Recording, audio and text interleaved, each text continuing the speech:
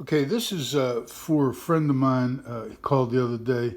He wanted to get something to the open edge away from bunch. Okay, I guess this is a better, more complete. And he's coaching from the sidecar. Okay, so at first I try to talk him out of it, but then there's some things that might go. One of them is the leave one concept.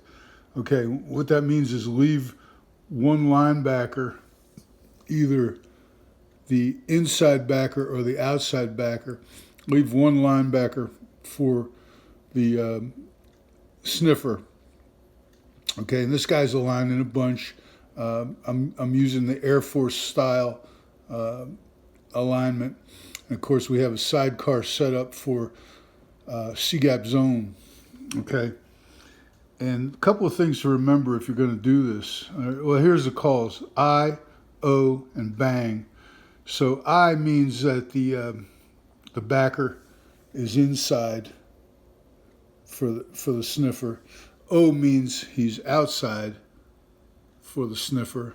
Okay, and bang means it's all foobarred up, and let's just everybody bang a right and go get it, and then whatever you decide to do over here, I just had a full cutoff. Okay, and either bang it or check it. Um, but anyway, the other thing to remember for the sniffer is it's easier for him to start tight and get wider than it is to start wide and get tighter. So, and on this path here, he wants to take the first opening, but he's thinking that he's going to get up inside the read spot. Okay, and if the thing collapses, it's easy for him to get wide. All right. And then the sidecar position itself is an issue. Um, if you align for C-gap zone, you got to be wider and tighter, whereas A-gap zone, you have to be deeper, wider and lower, and here it's deeper and tighter for duos and A-gap zones and things like that. And you can try to monkey around with that or shift them or put them in motion. I don't know. That's up to you. To me, sidecar isn't worth. I'd rather have them in the dot. Okay, but anyways, let's go through it. Okay, so here you have the call is I, and you have the ubiquitous tight defense. I don't know. We just used to call it 3 down. It's got elements of 5 down in it. This guy, the Ohio State thing, he's lined up either in the 2 gap and trying to shut off the B gap or what have you. This tackle, as long as he's got time, because the Sam has walked away, he'll step to the Sam, rewind, stuff it. He's scooting. He's going to cover it up.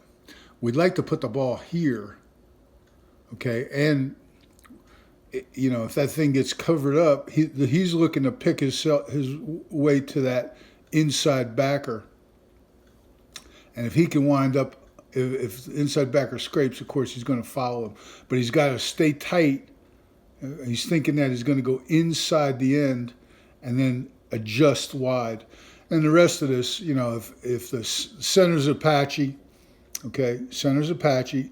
If this hits it, he's going to grab it. Long stick hits it, he's going to grab it. Otherwise, he's going to look and leave this one, the I backer, the inside backer, and he's going to work for that backer. These guys are Apache. When we know I is on, the tackle can Apache and then build a wall right here. And I have him turning, but we wouldn't turn. We'd stay square. Okay. He's going to option release. And if it's this, he's going to stick, come back, take the backer on the scrape. If you're reading it, if not, we would just block it up somehow. Okay. But if we're reading that guy and the backer scrapes, he's got the backer. He's blocking for the quarterback. Okay. And of course, he's going to arc block for the quarterback, and everything's cool. Okay. That's I call. It says we're leaving one, the inside, the I inside for the sniffer. Now the O, okay, Sam is still walked away. They're in some sort of an 8-man front, okay, or 4-2, whatever you want to call it.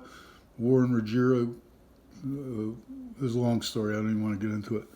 But anyway, just straight blocking. We're going to leave the outside, the O backer for the sniffer. Again, he's looking to pick his way through because if the thing opens up, this guy's going to fold in and hit the back.